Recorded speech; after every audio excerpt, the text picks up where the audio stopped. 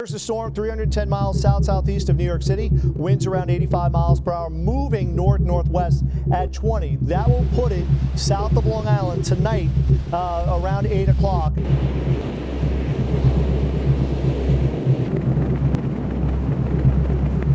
We knew there was a storm. We knew we had to get out.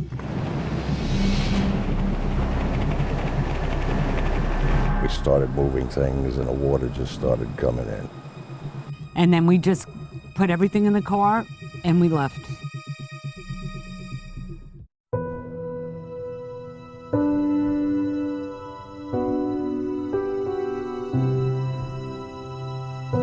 The next day, a friend of ours has a boat and he came by and he said, "Your house is trashed."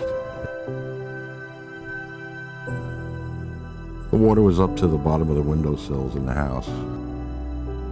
We just looked at everything and we walked out. We shut the door and walked out.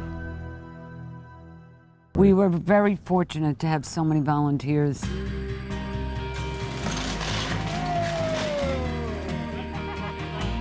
John and Kathy Fallon are one of thousands of Superstorm Sandy victims that are still displaced.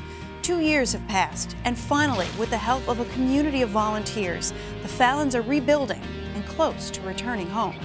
Well, we're in Babylon Village, and this is really a culmination of people coming together to help just another family trying to get back to where they were on October 28th, 2012, the day before the storm hit.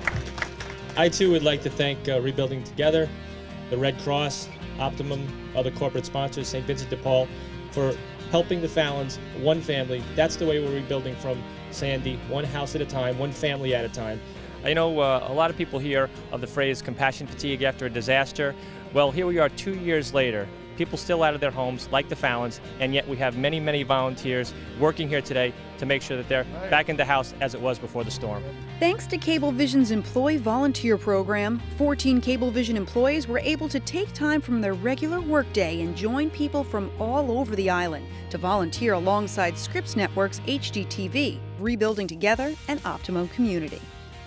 Optimum Community is an effort on the part of Cablevision to ensure that we harness the resources of the company and bring those to bear on all sorts of projects and initiatives in the community. This is one example where we partnered with our volunteer program to bring out volunteers from the company to help out and help transform an unfinished home into a finished home. When this opportunity came up, we thought that it would be a great idea to pitch in since it's right in our neighborhood.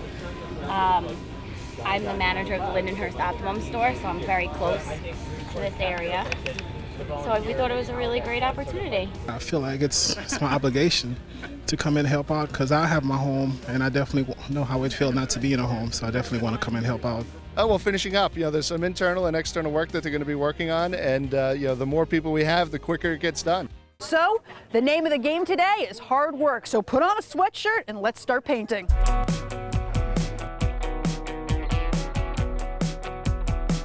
Whoa.